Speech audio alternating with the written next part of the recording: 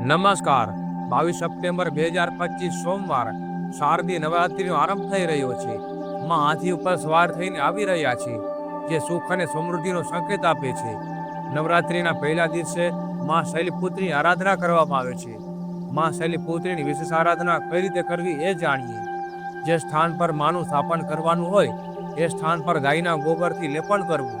લેપન ઉપર નાનો બાજોટ કે ટેબલ મૂકીને લાલ કપડું પાથરીને ત્યારબાદ આખા ચોખામાં કંકુ મિલાવીને ટેબલ કે બાજોટ ઉપર લાલ ચોખાથી અષ્ટદળ કમર બનાવવું. ત્યારબાદ માં નવદુર્ગાના કોઈ પણ સ્વરૂપની મૂર્તિ કે તસવીરનું સ્થાપન કરવું. ત્યારબાદ માં શૈલપુત્રીને ઘીથી સ્નાન કરાવવાનું વિધાન છે. ત્યારબાદ ઘરના કોઈ પણ સભ્યએ એક માળા અવશ્ય કરવી.